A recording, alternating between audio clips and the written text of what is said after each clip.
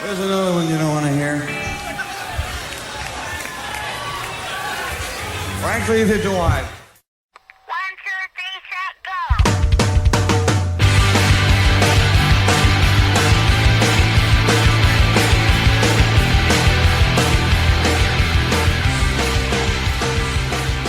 Hello and welcome to episode 94 of the Power Chord Hour podcast. Hope you're doing well out there. As always, I'm your host, Anthony Merchant, welcoming you to another episode of the show. And it is your February 2022 rundown, already doing the second one of the year. Insane, but I feel like we've had such a packed show this month. A lot of stuff to talk about for our rundown. But before we get into it, and very fitting for the last episode of the month, but a big thank you to this month's sponsor, Disctopia, who really did sponsor the show for the entire month. So huge thanks to them. And if you've not heard me say it yet, or you have and you just have not checked it out yet, I highly recommend this for all podcasters and creatives out there. Disctopia is designed by dreamers and it's powered by fans. And Disctopia is a streaming-first platform where creatives can easily upload, manage, and distribute their content like music and podcasts, just like this here thing that I'm doing right now. And, it's all in one place, nice and easy, nice and convenient. And Disctopia offers extensive distribution all over the web, including Apple Podcasts, Spotify, Amazon Music, Stitcher, Pandora, and many, many more, all the big ones. And you get things like unlimited storage and uploads, unique listener reports, web player analytics, email support, and so much more. The best podcast hosting starts with Disctopia. And if you don't believe me, check it out for yourself at disctopia.com. I will throw it out there real quick before we begin too, because I'm awful at like announcing it on here. But if you are a brand or a company or something like that, and you're looking to spread the word and just do a cheap sponsorship, we do them very cheap here. So hit me up, powerchordhour@gmail.com. And we'll do something. We'll work together. So hit me up, if you're trying to get the word out on something. If you just want to like run it for like a month or something, even if it's just like a temporary ad campaign that you're doing, just let me know. But anyway, all done with that fun stuff. We're gonna get into more fun stuff, even more fun than sponsors and ad reads. And I don't know how you get much more fun than that. But yeah, as we get into the February rundown, I've stayed very busy with the show this month. It was our 6th anniversary month, as you've probably known if you've listened to any episodes this month. I've definitely brought it up more than once. But it's been really fun. I mean, not just because it's an anniversary month, but I've just been keeping up with guests really frequently lately. We've had guests just about every week. I like doing it at the end of the month, always doing these rundowns, just doing a solo episode. So I always enjoy the last one, just me and the microphone, just come in here and just kind of bullshit. But, every other week, just having a lot of people on lately, and some great people. I mean, I love everyone I've had on. I mean, I always do, not like it's any different, but it's been really rad. I mean, even like I've talked about it a couple times on here, but John Jughead, I mean, the legend that he is, I recorded that now almost a month ago with him, like at the very beginning of February, like that first, whatever the first Saturday I think would have been. And it still hasn't come out. It feels like it was forever ago, but it's just, his is kind of waiting, because I mean, we talked about a bunch of stuff, but like nothing was, I kind of was like, some people I've had on and they have like a new record coming out, or like we had Travis Shettle on last week, and it was for Piebald's anniversary. We were the only friends we have, and that was that was just a couple days after it came out. So there's like there's certain things I wanted out at certain dates. So I mean, I kind of set that one aside for a while, because he does his podcast weekly. So I mean, that's always it's always something to go check out, which you definitely should go check out. Jughead's Basement, really, really good stuff. But yeah, there's been a couple interviews that I've been sitting on here for a while, and it's crazy, because really I don't always, I'm bad at it. Like, admittingly, I'm bad. There's times where I'll have like one guest ready, for like the following week, but I'm not someone who has a bunch of like episodes normally like banked away. Like if I know I'm like going away somewhere and I have to like record some for while I'm gone, like, I've done that in the past before, but like I'm not really one who, is like, ahead a whole lot. But right now I am. I mean, I have, even going into March here, I have every episode, I think, planned out for each week, and half of them have already been recorded. And the other one, actually a really cool one that I'll tease it because we'll definitely, we got it locked down, so we'll be doing it, and either way it'll be done by mid-March. But Joey Cobra coming back, and for the second time this year already, which I'm very stoked on because we got to have him in more frequently. I like having, he lives right here in Jamestown, and, we can have an in-studio guest and everything.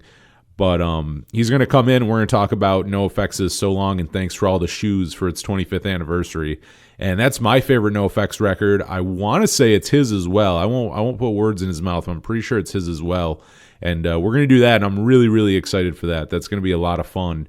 And I've been talking to him too, for him and a few other people, and I won't say too much yet, but something cool I'm kind of starting to plan for like early summer probably. And I mean, no guarantee of who's playing, but it would definitely be some kind of little show. I've never put one on, but I've thought of it a lot in the past, and I think it's probably time to pull the trigger. So I've been talking to some people, and hopefully we'll get a nice little lineup going and stuff. And I mean, I'll obviously announce more. Trust me, once I get things actually like more than just on paper, you'll hear a lot about it because I'll be promoting the hell out of it. But I'm pretty stoked having Joey in here in just a few days, and have a few other ones getting lined up, which I'm very excited for. Episode 100 of the podcast, I mean, this is episode 95. I'm already, I know who I'm going to be asking to come on for the 100th. I have not asked yet. Pretty sure they will. I think they're game, but it would be a returning guest, but someone very fitting to have on for the 100th episode, and I would be very stoked for it. But that's also like, I forget what I had the other day. I want to say something like April 11th. Yeah, I mean, I think it's like April 11th will be like our 100th episode, which is crazy. 100th episode of this on the radio show. We're up to like episode like 273, 274, I think was last week's episode. So we're inching our way towards 100 of those. I guess if you put them all together, I've done about 400 episodes collectively of the podcast and the radio show, which is just nuts. But I mean, like I said too, I mean, this month marked our 6th anniversary back on February 19th, 2016, our very first broadcast on 107.9 WRFA. And it was fun last week for the anniversary episode. I played the whole playlist from the first radio show, which actually, sadly, we got cut off at the very end for time. But that was my fault, because we were in our new time slot, and I forgot about a few breaks, and went a little long. So we did get cut off. If you were listening to that, apologies. I know we got cut off, but hey, it is what it is. But playing songs off that first episode was really, really fun, and going back and discovering what the actual playlist was, because I had to go back and I remember I knew Up the Cuts was our first song we ever played, but I knew we played the Stereo's Devotion. I forgot it was the second song that we ever played. I thought it was later on, but it was actually the second song ever, which is very, very cool.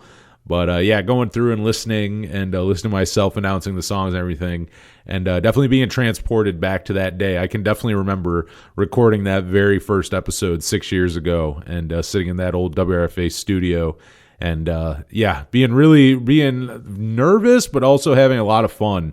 It's I definitely don't think I the quality of those early episodes weren't amazing, but I do think I was probably having some of the most fun I've ever had doing radio. I mean, it's kind of not that different from when bands will be you talk about not what your best album is, but what was the most fun one to record. And it's almost always the very first record or the first EP or even the first demo or something, because it's you're not good, but it's just you just go in so excited and just full of just nothing but wanting to do it. You know what I mean?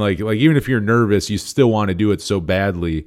And, getting in there and doing it and everything, very, very satisfying. And it's the end result, what comes out may not sound great. I sound fucking awful on that first episode. But again, while I was doing it, oh man, it was some of the most fun I've ever had. I mean, it's that's why I'll always remember recording that one. I don't know that I particularly remember every single episode I've ever recorded, because a lot of them are sitting in the same, studio and, talking to the same microphone and everything. So, those blend together. I mean, I remember like interviews and stuff like that. But with episodes, I don't know that I particularly remember tons and tons of specific ones, but that very first episode I definitely do, and I'm sure I'll always remember that. But yeah, it's been fun too, like celebrating this month, and having Travis Shettle of Piebald on for the episode too, for the 6th anniversary, and they're if you didn't listen to that episode, We're the Only Friends We Have, their record, my favorite Piebald record. Their masterpiece, but really all their records are great. That turned 20 the same day that we turned 6, so that was really fun. And then we just got our new 4-hour time slot of 8 to midnight. Very, very cool. And last week was just our second episode in that time slot, but our first one was on the 6th anniversary episode with Travis. And that was great. I mean, having 4 hours, we then played the entire record of We're the Only Friends We Have. We played the whole damn thing. And it was awesome. So we played all of that. We did the interview with Travis. We played the first playlist from episode 1 of the Power Chord Hour. And then we also played like a little assorted, like, kind of like Piebald's like greatest hits, like a couple songs off all the other records, tried to like throw a little bit of everything in there with We're the Only Friends We Have. But it was really fun. It's cool to do it 4 hours now every week. It becomes... In a way, it's a challenge, but like I feel like lately with doing as many interviews as I have, it's not so much, because the first hour and a half, sometimes 2 hours is normally an interview, and then after that, playing new music from whoever I just talked to, and then playing a bunch of other stuff. So I mean, it's not too bad. Funny enough, it might be harder weeks that I don't have a guest, because then I have to put together a 4-hour playlist. And then like, you put together like a 4-hour playlist. Not really. I probably put like 3.5 hours. Normally that's what I'll do. I'll go somewhere like say 3.5 hours. And then from there you start cutting it as you go. Like you may start with that many songs, but by the time I'm talking, there's breaks. Like technically too, the radio show doesn't start at 8. It starts at like 8:08, to be honest. Like there's a little like rock and roll rundown where they talk about local shows and stuff for the weekend right before we start. So I mean, technically we start at like 8:08, but like, it's all those little things where it's not straight 4 hours. So you'll start cutting things, but I mean, if I'm doing a playlist like for next week, it's funny. I'm doing and I would still do this, but this idea did come up when we were still at 2 hours, and I thought it was fun because that Jughead interview I was talking about will be out the following week, but like, kind of like is a fun way to like tease that. But I'm going to be doing all Lookout records, like entire Lookout records playlist. Now, I mean, I'm excited for that, and there is a big catalog, so there's definitely songs to fill in there, but those songs, a lot of them tend to be so fast that it's like I gotta fill a lot of time. Like there's like 2 hours wasn't a big deal. I basically had the playlist ready, and then we moved to 4 hours, and I was like, oh shit, like I gotta kind of like hunker down and like throw this and that in. But with that also, like, that's fair enough for repeats. Like at 2 hours, I don't really throw repeats in, but if we're doing 4 hours, there's definitely there's certain ones, I'm not going to stick to just one song from a certain artist, or off classic records.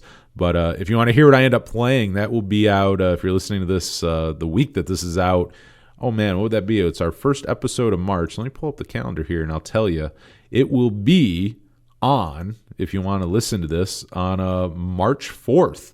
We'll be doing that all Lookout Records playlist for 4 hours. And actually, I think I'm also going to be, to kind of tease that Jughead interview for the following week, I'm going to play a couple of minutes of it. I'll probably do more in a couple minutes. I might play like 20 minutes of the interview, because we did like an hour and a half interview. So it's a really great one. It was like a nice long interview with Jughead. But yeah, I think I'll end up playing like some snippets of it, maybe play like 10 minutes here, 10 minutes there throughout the radio show. And yeah, if you want to hear that and all those Lookout songs, I mean, what a classic record label. And we talked about the impact that that label had with when I was talking to Jughead, and he's also so modest that, I mean, you know, and don't get me wrong, it's not Screeching Weasel is the only band who influenced bands from that era, but I mean, Jughead's guitar playing in Screeching Weasel was so influential to so many people, myself included. But I mean, he's too modest for that, so you know, he talks more about the other artists, you know, from Lookout Records in that era. But he's not wrong. I mean, he's also a huge part of that, though. But he's not wrong. I mean, them, Green Day, the Mr. T Experience, the Queers. I mean, there's so many like classic. I mean, and that's nothing. That's like scratching the surface. I mean, you got Crimp Shrine in there, the Lookouts, the Criminals. I mean, there's so many. There, Pansy Division. I mean, I'm just gonna keep going on. So I'll stop because you get what I'm saying. But such a great label. So yeah, we're gonna celebrate that and play 4 hours of Lookout Records on this week. I keep saying next week's radio show. It's really this week, technically, you know, because it'll be Friday night. But yeah, 8 to midnight now, 8 to midnight Eastern every Friday night on 107.9 WRFA in Jamestown, New York. And if you do not live in Jamestown, good chance you don't, check us out at WRFALP.com. And you'll see the listen button there. You can stream the radio station worldwide. So check that out. And, you know, check out our show, but check out all the other shows too. There's a nice, honestly, on Friday nights, there's this great show that's been going way longer than Power Chord Hour. They've been there long before we were here. But Third Street Garage, and Rob Jones plays a bunch of like punk rock or like garage rock, punk rock, like, I mean, not terribly different from a lot of the artists that I play on Power Chord Hour. Like, I definitely, we work, I think, very well back to back, which is nice because the Power Chord Hour in 2016 when we did start at 8 p.m. Our original time slot was 8, and then a few years later we moved to 10, and now going back to 8 o'clock, we returned to being right after Third Street Garage, and it makes a lot of sense. The two shows, if you listen to them, it makes total sense. So, you know, check out our radio show, but check out Third Street Garage, because if you're a fan of this, I think you'll be a fan of the music that Rob plays on there, and all the other great shows on WRFA. It's so diverse. You'll hear so much. Like you know, you can hear. You might tune in and you'll hear, like, you know, you'll hear my show. You might tune in and hear a show of all old school hip hop. You might tune in and hear a show of all Swedish music. You might tune in and hear like all Grateful Dead bootlegs. And if you do tune in for all Grateful Dead bootlegs, I apologize. That maybe you'll turn us off, but come back after that one. I might apologize for, but anyways, there is a lot, you know, a lot of cool stuff gets played on there. So I'm very, very stoked to be part of the station, and now to do 4 hours a week. Very, very cool. Basically took over Friday night on WRFA, and I'm all about it. I'm very stoked. So yeah, we got that Jughead interview coming up here next week. I mean, on the podcast, that will be next week on here. And yeah, during February, we had a couple really good ones. We had Mikey Ergon, we had Travis Shettle, we had Chelsea from Stress Dolls, and she kicked off the month actually. And I believe I recorded that with her at the end. I think it wasn't February yet. I think it was like the very end of January. We recorded that, but that was our first episode of February, and really, really fun. And that's another one who, again, I'm not like, you know, nothing's announced, so maybe I shouldn't say all this, but another one, once I get this show going for down here sometime in the summer, would definitely be on the list of people I would like on that show. But yeah, Chelsea talking about the Buffalo music scene and the Fredonia music scene. That was really fun. We both went to school in Fredonia. She graduated like a year before me. But talking about the music scene while she was there and the music scene while I was there. And it was really, really fun. Because also, like, Buffalo used to be, and I say used to be because I ended up coming back here right before COVID hit. So, I mean, I never got a chance to really see shows. And, I mean, they're starting to come back now. So I'll be back up there soon enough once I get my car issues figured out. But I like talking to her like about what's up with like the venues and the bands playing and stuff, because it's like, you know, it used to be a place I went to tons and tons and tons, like including when I was in college driving up to Buffalo, because it's like another hour away from Fredonia. And you know, it was great to just ask her all these, like, you know, talk about her music and stuff too, but also be like, you know, like, oh, is like this still here, or like what's this venue like? it was great. It made me excited for next time I'm up there. And I probably in like, I think it's like a week or so away, I need to, if my car's not fixed, I might just have to rent a car, but a Willem Scream is playing up at Mohawk Place, and I really want to go check that out. So I think even if I still got car troubles, I might still have to go see that, because that would be a pretty good show. That's a band I've never seen that I just feel like would be amazing live, just absolutely amazing. But yeah, Chelsea was a great way to open the month, and on the radio show we opened the month with Jay Vix, who used to be in the band Red Rover, and from the New Jersey pop punk scene, and now runs the New Jersey pop punk Facebook group for pop punk ska of what is it, like 1994 to 2002, I believe is the specific era, but like, you know, just kind of like 10-year runabout. And really, really good dude. We put that up on the podcast feed, a bonus PCH episode a while ago. But that was really fun. That was actually a 4-hour episode. That was before we got in the 4-hour time slot. But WRFA was cool. Like when we were at 10 o'clock, like, because afterwards it was just kind of late at night. It would just be like a random music mix. So, I mean, they would be cool anytime I'm like, hey, do you think we can, like, you know, go till like 2 a.m.? Can I do like a 4A or like a 4-hour episode? They're always cool with it. But now we're just doing 4 hours every week. But yeah, I went 4 hours earlier this month with Jay, just talking about the New Jersey pop punk and ska scene and playing a bunch of songs. And it was really fun. It was too good not to put on the podcast feed. I gotta have him on again sometime. He's awesome, and his Quarantunes, which we talked a bunch about, and I've mentioned on here because he had me on it as a guest back in 2020. But he put on some really cool ones. Funny enough, actually, both Mikey Erg and Travis Shettle, two people who I had on this month's show, actually were also past guests on Quarantunes. They might have played the same one actually. I can't remember. He did them. He hasn't done them in like about a year now, but they're great. I really hope he brings them back at some point, because they're just awesome performances from you know, a lot of them are from bands from that New Jersey pop punk scene, but also bands who toured during that era and would come through. And yeah, really, really neat. It was an honor to be on it too a few years back. But I wanted Jay on, and I thought this was the best way to have him on to talk about something near and dear to his heart, and a scene that I think is very cool, even though I wasn't there. It was cool to talk to him. Mikey Erg, actually, if you didn't know, he came up in that scene too. We talked about it during our interview, not for 4 hours though. That was more of, we talked about it for like 5-10 minutes. But yeah, with Jay, we talked about it for like 4 hours, and was just, it was a great time. It was fun talking to him. Like so many good guests this month. Like just really fun. Even ones you haven't heard yet, with Jughead, and another one actually really, really cool. I did it would have been last week, but Mickey Lee, which if you do not know Mickey Lee, he is Joey Ramone's younger brother, and was a front man of the Rattlers, and now he is in his new band, Mickey Lee's Mutated Music. Just put out a great new record,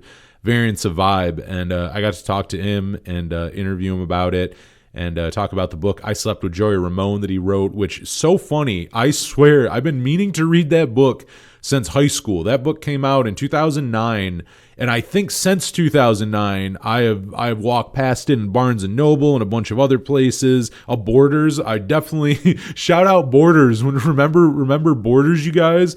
I'm sure there was a time in my life where I walked through a Borders and saw that book. And, you know, I've always wanted to read it and just have never gotten around to it for whatever reason. And then I had that interview scheduled, and I was like, oh, I should start reading that. Like, and it's like 400 something pages. So I did not finish it, because I started reading it like a week before I talked to Mickey. But I had to put George Clinton's book on pause. It's so funny, because if you listen to last month's January rundown, I just finished Richie Ramone's book, and I gave like a book review almost on Richie Ramone's book just last month, and then I started George Clinton's book, and it is really good too. I really like George's book, and it's been great. But I put it on pause when I found out I was interviewing Mickey, because I'm like, this seems like the best time to read I Slept with Joey Ramone, like, you know, before I talked to him. And I had a lot of fun talking to him. I was kind of bummed because when when we got it booked, I don't know if it was publicist or what, but it got screwed up because Mickey had to go do a music video, and I forget what song it's for, but it's going to be out soon, and I'll definitely promote it when it's out. I'll throw it on social media for you. But I called him, and I don't think he knew it was supposed to be right then. So he was very nice. He made it work because he did have to go to a video shoot, and I'm like, we can reschedule. But he was very nice, and called me back. He's like, give me a minute, like I'll figure this out, and he did. But it wasn't as just sadly, it wasn't as long as I would have liked. I would have loved to do like there's just so much to talk to him about. I mean, whether it's Mickey Lee's mutated music, his time in the Rattlers, obviously being Joey Ramone's brother. He wrote I Slept with Joey Ramone, which is right now being adapted into a movie. He does the Joey Ramone, the annual birthday bash. He does that every year. And that was cool. I did talk to him about if you've, go check this out on YouTube, the Love Triangle is what they call themselves, and is Mickey Lee, CJ Ramone, and Richie Ramone at those birthday bashes. They've done it a few times. They get up there and they the three of them play Ramone songs, and it's Mickey up there playing with like Richie and CJ, like the Ramone, you know what I mean, like the surviving Ramones, like everyone minus Marky up there, and Elvis. I guess Marky and Elvis, but I would say the best drummer he has up there, Richie Ramone, and CJ, such an amazing legend. And it was great talking about that and asking him like what it's like to get up there and play those songs that your brother wrote, and then you're also performing them with actual Ramones. Just insane.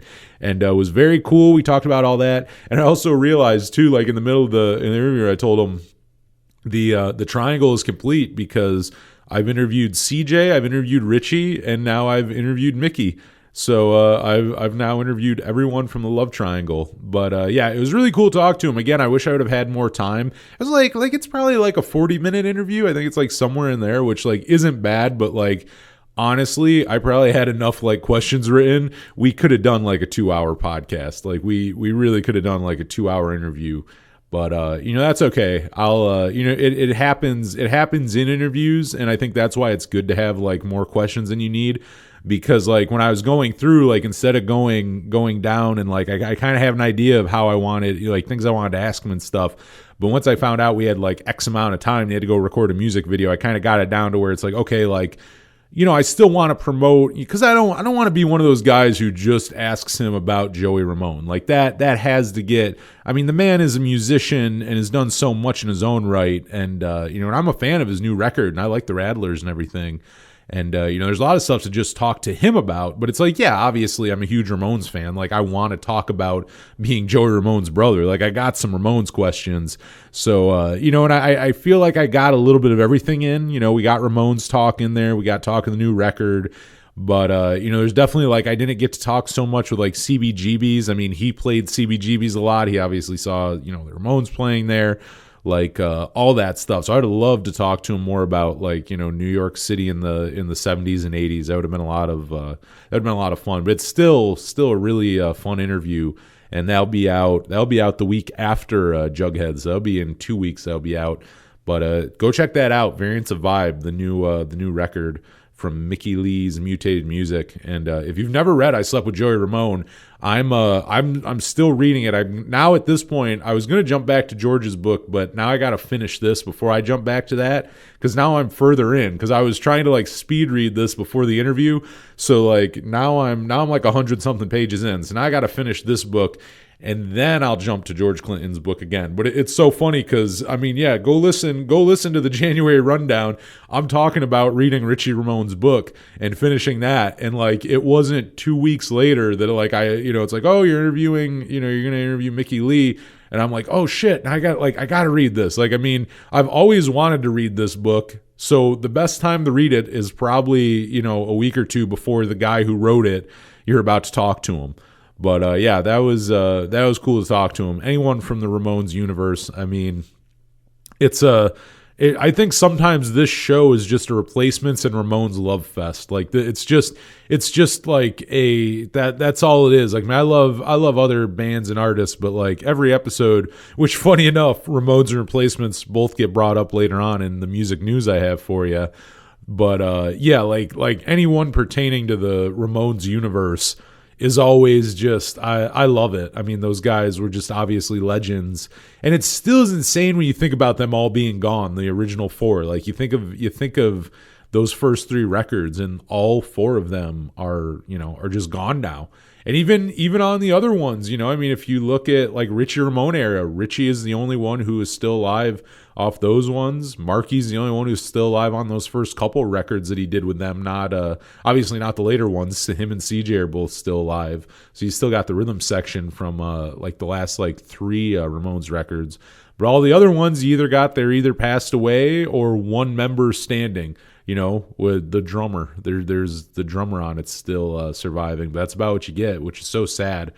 But it is neat to see how big. I think the Ramones, and I wouldn't know because I did discover them long after they were broken up. They broke up in '96, so I was born in '92. So would that be three? I was 3 or 4 when they broke up. So I found them later on, and I mean, I think by the time I found the Ramones, they were pretty legendary. You know what I mean? Like a pretty big band, like not by no means a small band, but definitely during their time, I think they were not that they played, I think, decent sized places and people knew of them, but I mean, not, they never got the mainstream success.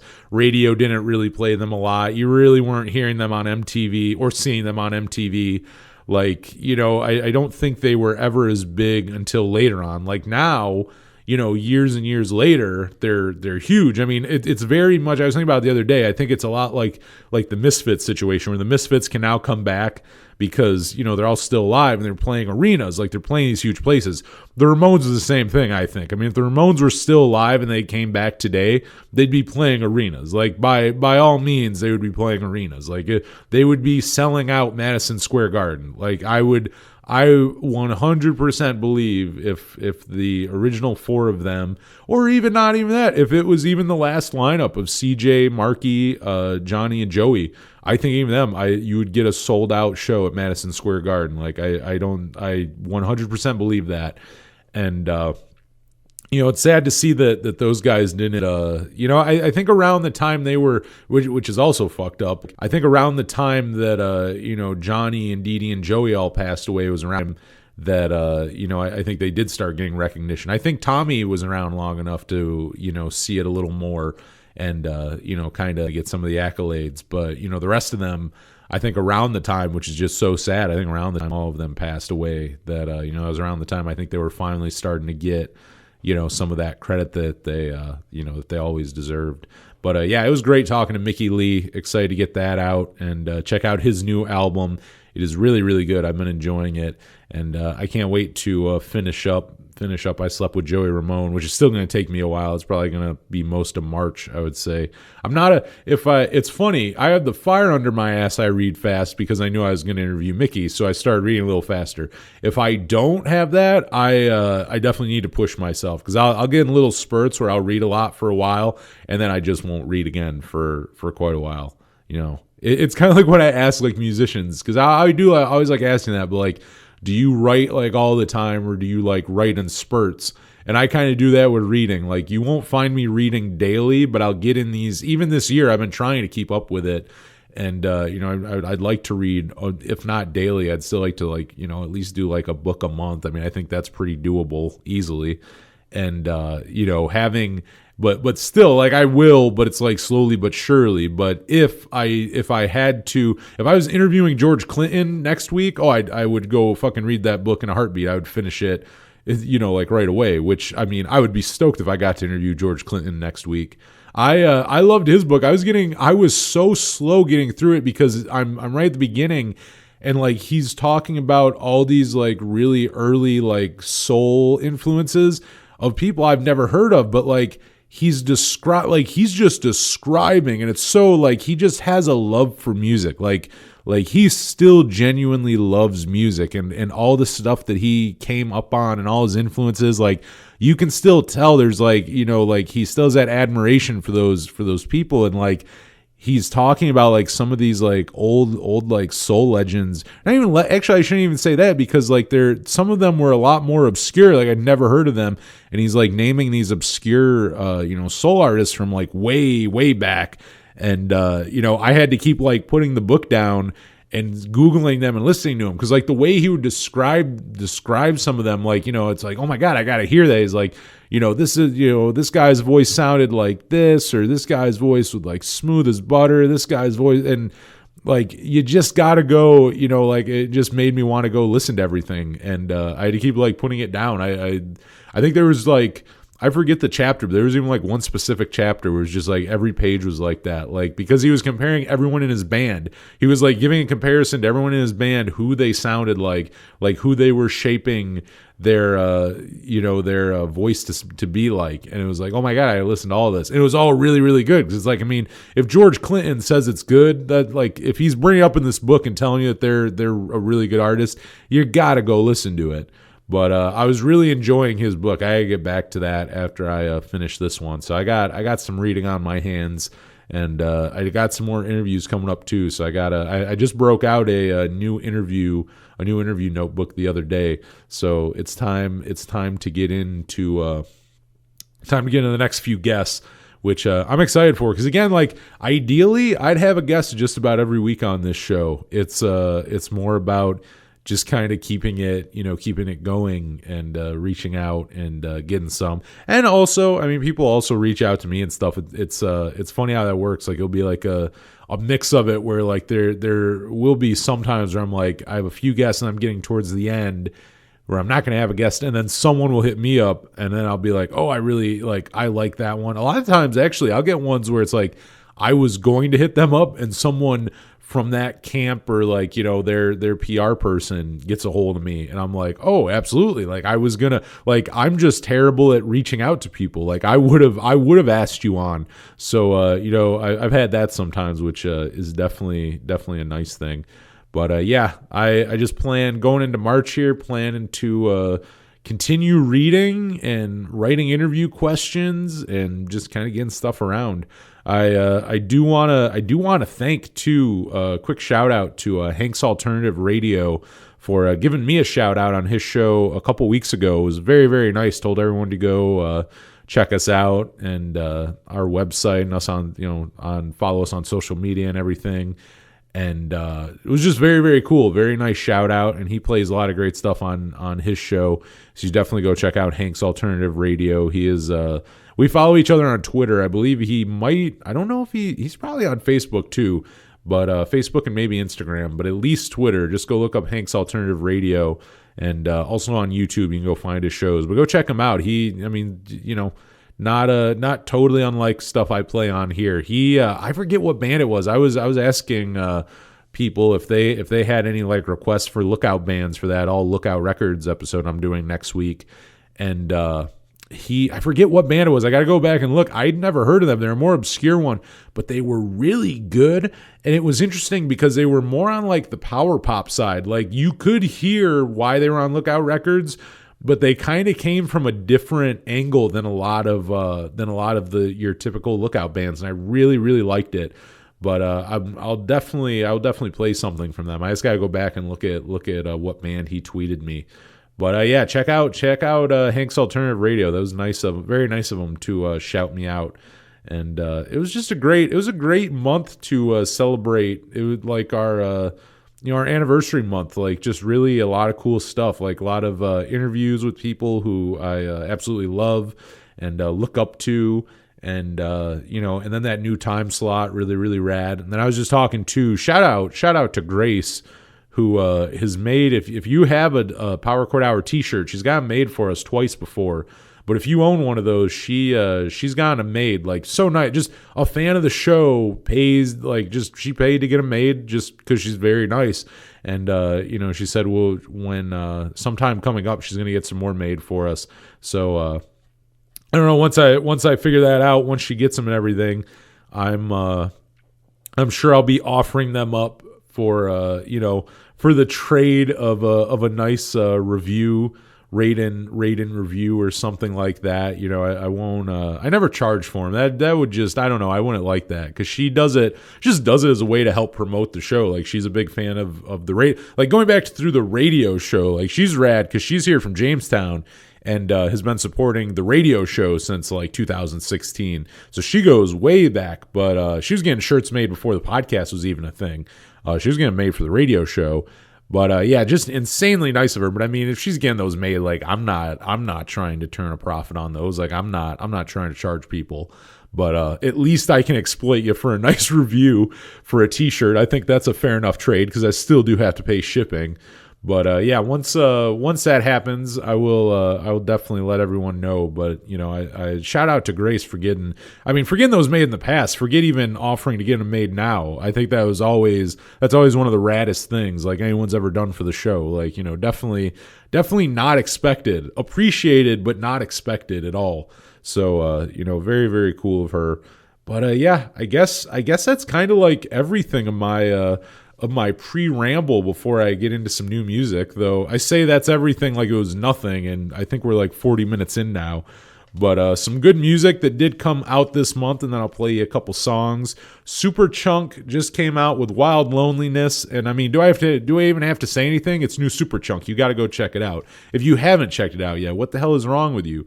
A new live EP from Bob Mould came out. Speaking of Merge Records, new one from Bob Mould called The Ocean, with I believe one or two Husker Du songs on there and a solo one. So go check that out. Bob Mould is amazing live, so that EP is good.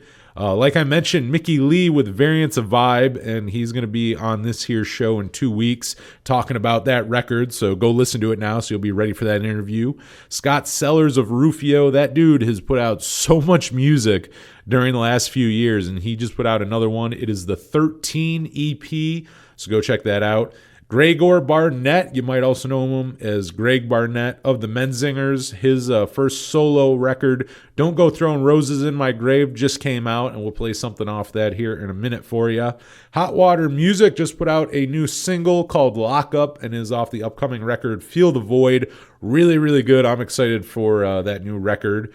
The Ergs, we just had Mikey Erg on, and they just put out their Renovations EP. It is, well, here's the thing. It is streaming on streaming platforms, and it's up on Bandcamp, so you can go grab it digitally. Vinyl will be out soon. When I was interviewing Mikey, he didn't know the exact date yet, but that'll be up soon. But if you don't want to wait for that, the songs are out digitally, so go grab it.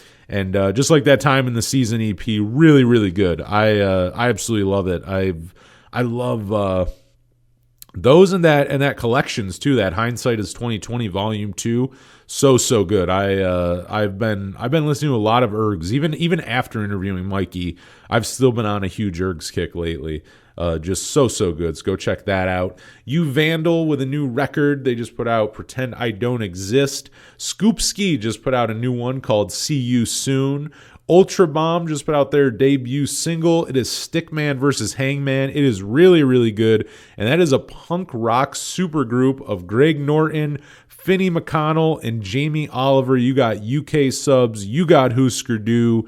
And there's actually some Husker Du vibes in this song. I really, really like this. I would love to get these dudes on for an interview here. I talked about them not long ago. I think when they announced they're recording a new record a few months ago. But now that there's a song out, I was already excited. But this new song is so good. You definitely gotta go check this out. Another new one from our friends in MIDI Meltdowns. Johnny is back, and this one is a new single called Super Blue. Put it out on Valentine's Day. Very, very nice love song for his fiance, and it was so good that he wanted to release it, and I'm happy he did because it is a really good song, and we'll play that for you too here in a minute. Dan Andriano with a new one. Dan Andriano and the Bygones. Dear Darkness. Really, really good stuff. that he does with Dylan and Randy of Get Married. And actually also Kayla, I don't think she was on the record, but I believe she's their touring bass player, also of Get Married. And I love that band. If you've never listened to Get Married, go check them out. Also the Moore Family Band. They do a few things, but like they're really, really good musicians. And I also know they're all huge fans of Alkaline Trio, like long before they were in this band with him. So I also think that's really rad that the three of them get to be in a band with Dan Andriano. But really good stuff. I like that. Dan is it's cool to see him putting stuff out. Obviously Alkaline Trio's not putting out as much since Matt's joined Blink, but it's good anytime we get new stuff from Dan Andriano. And I would love a new Alkaline Trio record at sometime soon. I would think that'd be coming up. We haven't had a new one since 2018, so I think it's about time. But anyway, getting back to new music that we know is out, not music we're anticipating. Tamar Burke just put out a new single called Your Permission, and I'm very excited for this one. I'm going to play it for you right now. The Stereo have a brand new single out called Kings of No Hope. I got some good news when we get into music news here in a little bit, but I will tell you that the Stereo have announced their new record 13. And if you heard my interview with Jamie Wolford back in August, he actually announced that the Stereo had a new album recorded right here on the Power Chord Hour. It was very, very rad. He broke the news right here on the show. So it only makes sense, right? It only makes sense that we play the first single off the album that he announced on the show. I think that makes sense. So we'll play that right now. We got some new music for you from the Stereo, first new song in, oh my God, I don't even know how many years.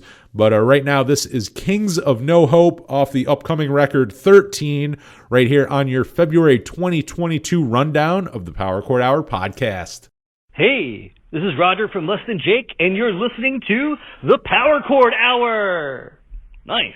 Right here on your February 2022 rundown of the Power Chord Hour podcast. That was Mini Meltdowns with their brand new single Super Blue. Hopefully we get some more stuff from them this year. They always put good stuff out. Before that was GregBarnett with Talking to Your Tombstone off his debut solo record, Don't Go Throwing Roses in My Grave. Really, really good. I really enjoy it. Like the whole record's good, but there's probably 3 or 4 songs on there that stand out as I think some of like Greg's strongest stuff. And it's a nice mix on there too, because going into it, I was like, I wonder if, because I'll be honest, like I was excited for it, but I'm like, I wonder if this is just going to be an album that you listen to and go, oh, these should have just been Menzinger songs. But I gotta say, after listening to it a few times now, like it's still, you can tell who wrote these songs. I mean, they sound like songs written by Greg, but like they're different enough where I totally get why they're a solo record. There's the charm of the Menzingers in there, but it's not just stripped back Menzinger songs. So I totally get why he did these solo. And doing them with Will Yip only made it better. I mean, everything Will does is just so fucking good. I mean, if I like look back at like the last decade, I feel like Will Yip has worked on like all my favorite albums. And I think he played on it too. He produced it, but I want to say he also played the drums on it. So just really, really good. Greg and Will together. It's a nice combination, and that record's really, really good. So go check it out. Don't Go Throwing Roses in My Grave. I don't know if he'll be on. I did actually send out for an interview request, and we'll see if that happens. Definitely no guarantees. And I don't know if Greg does a lot of like podcasts or not, but hey, I like that record, so well worth reaching out and seeing if we can't make something happen. And opening up that block of music was the Stereo with Kings of No Hope, the first single off their upcoming record 13, which I'm very, very excited about. And that brings us into our very first piece of music news. Like I mentioned earlier, last August, Jamie Wolford of the Stereo was on this here show, and he did announce that the Stereo had written a brand new record, and that Rory was putting together a 5-part mini, kind of like mini-series podcast about the Stereo. And now both of those things are coming out, and you can help by going to the Stereo's brand new Kickstarter campaign and help crowdfund a brand new record from the band. The first one in, oh my God, I think almost 20 years. And you can go check it out. They're going to be releasing their brand new album called 13, and they have their brand new podcast series called Kings of No Hope. The first episode of that podcast is out now, and if you go back the Kickstarter, you do get the shows, I believe, 2 weeks in advance. And also, there's a bunch of great perks if you want to go check that out that include shirts, deluxe edition vinyl of the new record, a demo and B-sides collection, cassette tapes, a Zoom chat with the band, a custom song written from the stereo, and a ton more. That campaign is going on from now until March 9th, so you still got about a week to go help out, and you definitely should. There's some good perks there. Plus, I mean, a new stereo album. I mean, you just heard that new song. I mean, I'm pretty damn excited for the rest of that record. So if you want to go help out, and they are doing really well right now, actually. Like as I record this, and it's probably went up since. But the band is currently at $32,000, and you can help them reach their next goal of $40,000. So go check it out at Kickstarter.com. And very, very cool. They're a band who just they did not get the credit they deserve the first time around. So how rad is it that they're like coming back now, and like people are really excited for the new record. That new song is so good. They said that this album was kind of like the spiritual sequel to 300, and I get what they're saying. Even just off that first song, I'm like, I love it. Like they picked up where, I mean, I know where they left off. I mean, because Rory wasn't in the band at the end, but like they kind of picked up where they left off after Rory was gone. After Rory left and everything. So it just gets me so excited. I was excited already when he announced it before I heard anything, because I mean, just saying, hey, the Stereo's working on new music got me excited. But when you hear something, you're like, oh my god, they're just great. It's but it hit me too. I was listening. It hit me while I was listening to it. But that Kings of No Hope podcast, which I would definitely say go check out. Episode 1 is out right now. And just thinking about the whole thing of Rory being in the Impossibles and Jamie being in Animal Chin beforehand, and like just thinking about it, going, no wonder this band's so good. You have these two guys who, even before being in the Stereo, were prolific songwriters in these bands that, I mean, people absolutely loved. Which, I mean, just like the Stereo though too, were I think still underrated. Those are Animal Chin and the Impossibles are two bands who may not be commercially the biggest bands of that era of ska, but those are two that you get seen brought up constantly as like people's favorites. Like, who are the best bands of that era?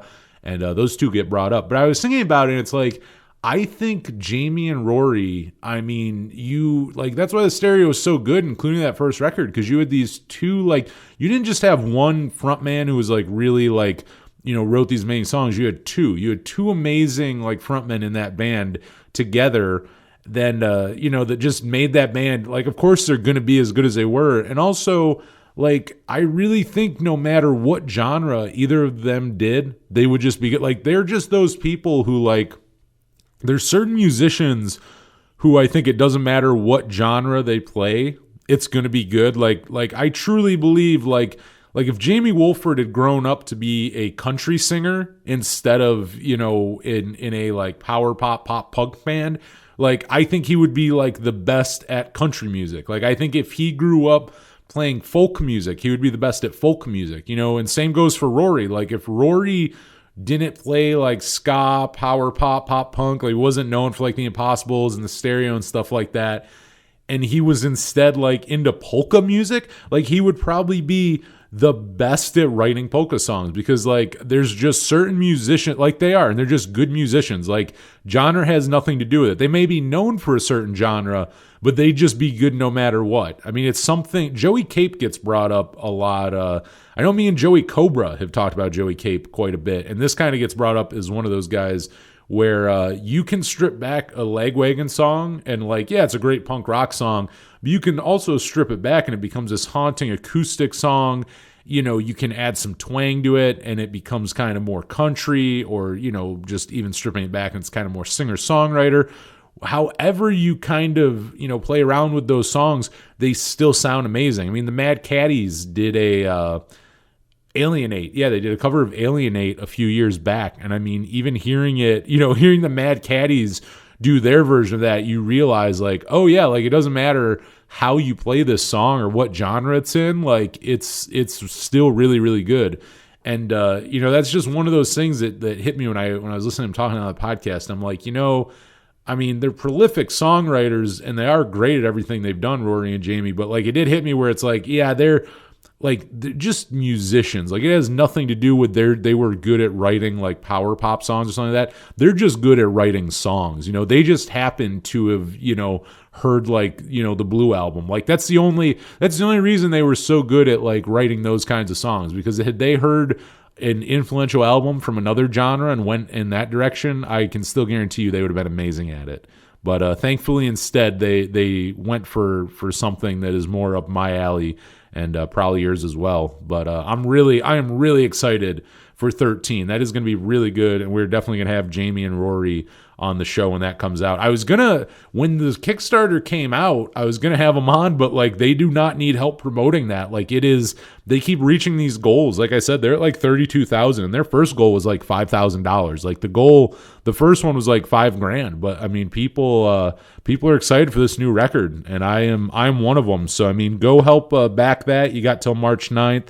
And again, that is at Kickstarter.com. So go help. Go help for me. Go help for you and everyone else who wants to hear a new Stereo album, because that is going to be good stuff. That is definitely on my most anticipated for the rest of the year. If we're talking about albums that I'm really looking forward to in 2022, that is like way up there. So yeah, we got that coming, which I'm very excited for. Moving on to some more music news for you. Now, I don't know, this one can be kind of polarizing, I feel like, but I'm excited for this tour. But Sum 41 and Simple Plan, they have announced the Blame Canada tour, and surprisingly, for the first time in their 20-plus year career, I'm surprised this tour has never, even not just this tour, but I'm just surprised there's never been a tour that had both Simple Plan and Sum 41 on it, but apparently not. So for the first time in 20-plus years, they are hitting the road, and they're going to be playing the United States this summer with dates all over. They're going to be playing Cleveland, Philly, Nashville, Portland, San Diego, Pittsburgh, Denver, and many, many more, April through August. If you live in the United States, chances are they are playing around you somewhere. And the tour is going to be a co-headliner, and this has me pretty excited. This is why I'm really excited for this tour.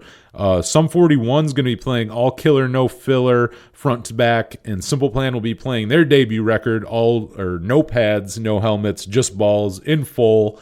And I mean, that excites me. Both those, I gotta say, like both those records very early on for me were huge. Like, I mean, way before so many bands that I talk about on this show, like way before I ever discovered the Replacements.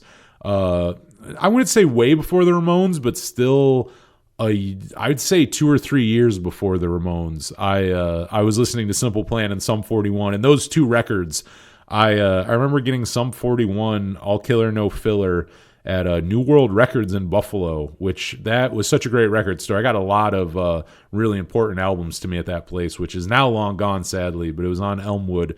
And I've definitely talked to a few people from, actually, you know what? We didn't talk about it in the interview, but I do know for a fact I've talked to Chelsea from Stress Dolls about New World Records, and she's also a fan of it. And many other people from Buffalo I've talked to who were a fan of that place. Really, really good. And I remember buying that at their sidewalk sale. It would have been like, I think the album might have been out for like a year. And it's funny because I bought a used copy, but the album wasn't out for very long. At most, the album been out like a year. And Simple Plan I got also in Buffalo when they played the Christmas Bash, a radio festival back in, that would have been 2002, I believe, 2002 or 2003. And I remember going and grabbing that album. Funny enough, I remember them saying they were going to come out and sign the record. They're really, really fun live. I didn't know who they were before this. I mean, again, this is 02, 03 before that record really blew up for them. And I mean, they were just so fun live. It was just an amazing, really fun live show. Definitely the best band to play that radio festival that night. But I remember them saying they were going to come out and sign the CDs after, and I went out to buy one. And they never came out, sadly. But I think it was just the demand. I think it was the merch people said. Maybe it was a total lie, but they said it was just too many people came out to actually go out and sign. Originally, they didn't think that, no one knew who they were, and then there's just too many people to come out there and sign them all. But either way, I bought that record, and a really, really big one for me. So I mean, I'm excited for that tour. Like, I feel like Sum 41 and Simple Plan can both be polarizing, just in the way of, obviously there's a lot of like older punks or people who are more I don't know, just holier than thou about pop punk, which I mean I can be at times, which I also then go, it's ridiculous. You're talking about a genre called pop punk. But I will never not love those records. I don't know. I definitely haven't followed Simple Plan so much in like recent years, but I mean they're really rad dudes. Always put on great shows, and I mean those first two albums were huge for me. Going in, goddamn, like 9 years old, like 9 or 10, I would have been around when I found those. So I mean, those were really like my entryway, into pop punk, and then eventually more punk rock and stuff. But to hear both of them play those records, I mean, talk about a nostalgia fest. And I'm about it. That is a nostalgia fest that I gotta say I'm probably buying tickets to. I won't lie.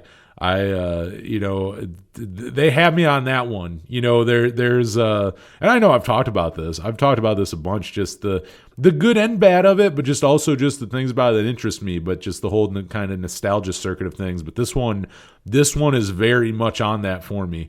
And both bands I've seen tons live throughout the years. I've seen Sum 41 and Simple Plan a bunch. Even like later on, like I saw Simple Plan, like, I mean, given it's been like 10 years now, but like Warped Tour 2011, Sum 41 I saw at the Alternative Press Awards when Dave rejoined back in, what was that? I think 2015, which was really cool. I got to say, I did not know that was happening. And they got on stage and played, and then all of a sudden he came out. I don't think he came out for the first song. I want to say they like played. I could be wrong, but how I'm remembering it is Sum 41 played a song, and then all of a sudden the next song they played Fat Lip or something from that era, and Dave came out, and it was like, oh my God.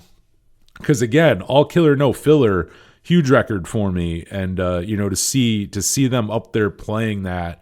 Minus Steve was out of the band at that point, but minus Steve, having Cone, Derek, and Dave up there was just insane. Was so cool to see. So I think I'm definitely going to this Blame Canada tour. I'm sure a lot of other people will too. I mean, those records were huge in the early 2000s. We're kind of at that point now. I think like 01 and 02 and 03 even. I'll even say that. Like, we're talking about like a 3-year stretch.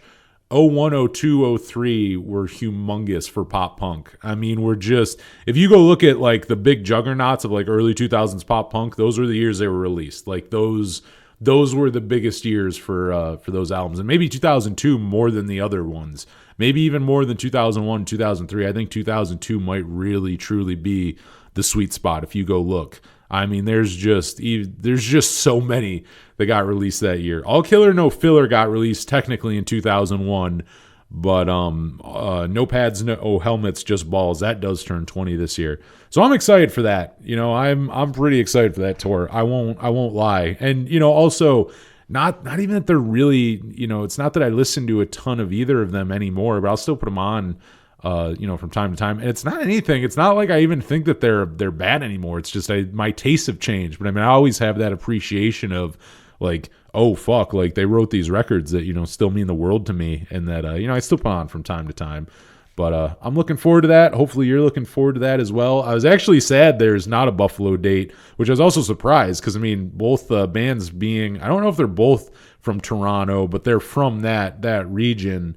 And playing Buffalo a ton back then. I mean, if they're coming to play the States, both of them would play Buffalo a lot, just because you got to go through Buffalo anyways. And I was kind of surprised there wasn't a Buffalo date on there, but they're playing Cleveland and Pittsburgh, so I mean they're playing around me, so I'm definitely going to go check that out. But one more piece of news for you: Record Store Day 2022 has been announced for April 23rd, 2022. And a list of the releases have been put out now, so you can go check it out. I got to say, not a bad list. There's some stuff on there from the Muffs, Iggy Pop, Superchunk, the Sheila Divine, Lou Reed, the Damned, Joan Jett and the Blackhearts, the Gun Club, the Offspring. But the best ones, I told you earlier, I got some replacements and Ramones news. And really the whole reason I'm kind of telling you about the releases for Record Store Day is if you're a Ramones and Replacements fan, lots of good stuff coming. I am most excited for, and this I might actually buy. I've said on here, I've kind of lost interest in Record Store Day the last few years, but this one they have me on. The Ramones, The Sire Years, a 7 LP box set with Pleasant Dreams, Subterranean Jungle, Too Tough to Die, Animal Boy, Halfway to Sanity, Brain Drain, and an LP of rarities. And Ed Stasium is remastering the records. I mean, that is pretty damn cool. I can't remember if I talked about this on here. I guess the last rundown when I was talking about Richie Ramone's book. I can't remember if I mentioned on here or it's just something I was talking to people. I can't remember anymore if it was on the podcast or real life. But those Richie era albums and those CJ era albums are, been so many of them have been out of print since they came out, like 20 plus years, 30 plus years, honestly. And it is really cool to see that, coming out. And if you're a Replacements fan, a couple things coming out. Unsuitable for Airplay, the Lost KFAI concert. That is a 2 LP set of the January 23rd, 1981 7th Street entry show. And if you picked up last year's Sorry Ma box set, that was included in CD form, but now is available on vinyl if that is your thing. And the other one, which is very cool, it is the Bleeding Hearts Riches to Rags. It is a long-lost album of some of Bob Stinson's final recordings, released almost 30 years after it was recorded, with liner notes from Trouble Boys author Bob Mayer, so that's pretty cool. I am, of those two, I'm really excited for the Bleeding Hearts. I mean, any new stuff that you've never heard from Bob Stinson is always a good thing. The other one is neat, but I'm not jumping on that. I think it's like they're pressing like 10,000 copies. And it just, I don't know. They did this, I think, with every release so far of these box sets that Rhino puts out. And the box sets are great. I mean, I always praise those Replacements box sets that they do. But the thing that kind of bothers me is that they'll give you in CD form, but then what they'll do is like 6 months later, put it out on vinyl for Record Store Day and then charge you like $20, $30. And I'm just like, honestly, I mean, it does feel like a cash grab, because I'm like, you could charge another $10, $15 for that box set and just throw it in there. You know what I mean? Like you could match the difference and make it a 2 LP box set, like a 3 CD, 2 LP, the one record being the actual studio album and then the second record being, those bonus tracks or that, recording. I'm kind of like, I don't know, that bothers me in a way. Like, it's a real small thing. But I'm like, charge another $10, $15, working in the price of the box set, and just give me that on vinyl instead of being like 6 months later going, hey, that box set you just bought with those bonus tracks, you can buy them again on record, Like, I don't know. I don't love that. But the Bleeding Hearts I'm about, and that Ramones box set, I don't know what that's going to cost.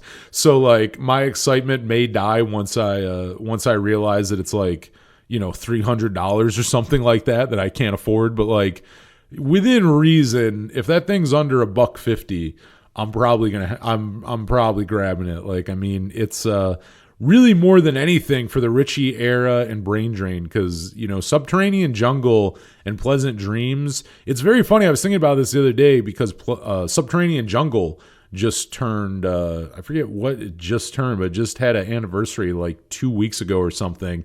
And it's so funny because I've seen other people say it. It's not just me, but like that album is so wishy-washy, and like it's far from the strongest Ramones album, but at the same time has like the songs that are good on it are some of their best songs. Like Outsider and Psychotherapy are like, I mean, those are two of like the best Ramones songs on an album that is not all that great. And, same thing with Pleasant Dreams, like the KKK Took My Baby Away, another one of like quintessential Ramones songs on an album with not tons of quintessential Ramones songs.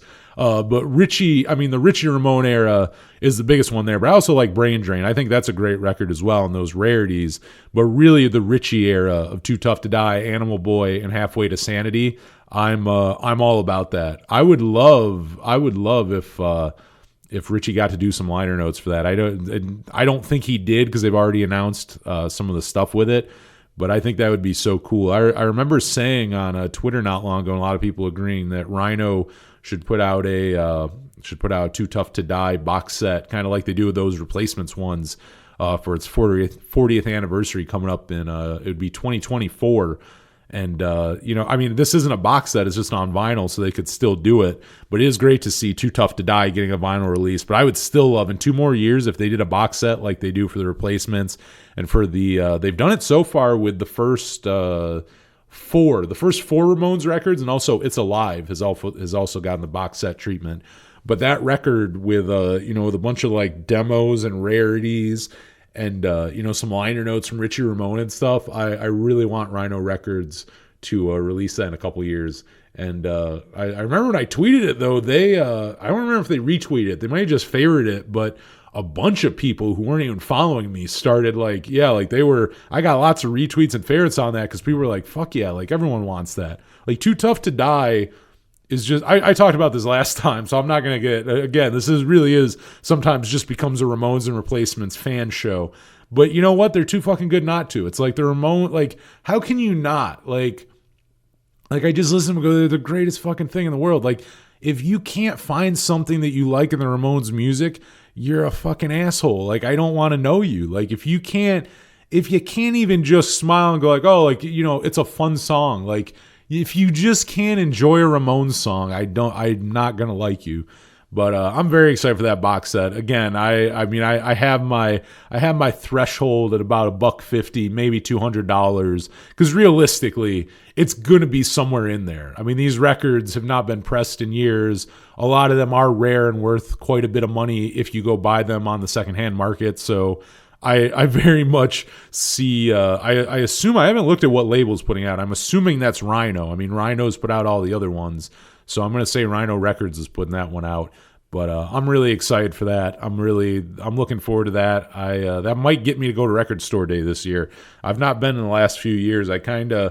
I've picked up a few things here and there just afterwards, because it's the other thing. Sometimes they just press. That's like that Replacements one. Like, I mean, the Bleeding Hearts one, I don't know what it's limited to. That I might jump on more if it's a more limited pressing. But they're going to press like 10,000 copies of that Replacements concert. And like, I wouldn't mind it on vinyl, but I'm like, I'm not, there's a good chance I'll find that on clearance, a month or two later. Like, that's kind of the thing with Record Store Days. There's certain releases that you gotta actually go to Record Store Day and get, or you're gonna pay out the ass if you're trying to get it set like on eBay or something like that.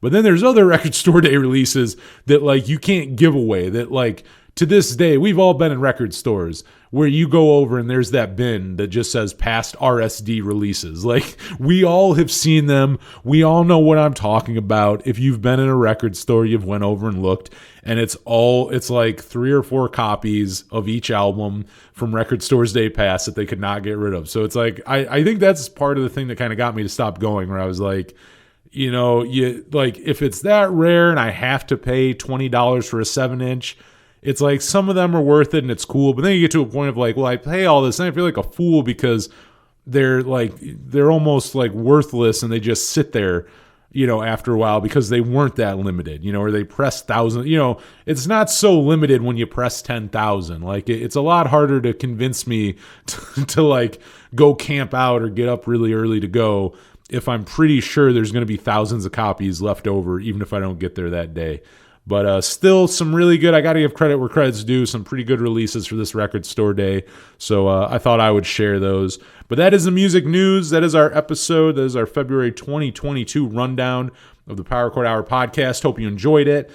Find us online, Twitter, Instagram, and Facebook. Follow us if you would at Power Chord Hour. Hit me up, powerchordour@gmail.com. I mean, if you got something that you're trying to promote, you want to sponsor, hit me up. We do cheap sponsor stuff here. Not expensive at all. We'll help spread the word. And what else? Check out the radio show in our new time slot of 8 to midnight Eastern every Friday night, 107.9 WRFA and WRFALP.com. And I think that is going to be it. Make sure you tune back in, because the next episode is with John Jughead Pierson of Screeching Weasel, of Even in Blackouts, of the Mopes, of the Mitochondriacs, of his new podcast, Jughead's Basement. Tons of stuff. I mean, he's a legend. He's an absolute legend. There's no denying it. He's very modest, but he is a punk rock legend, and I got to talk to a punk rock legend, so I'm excited for you all to hear that, so make sure you do not miss that. But until then, for the Power Chord Hour, I'm Anthony Merchant. Thank you so much for listening.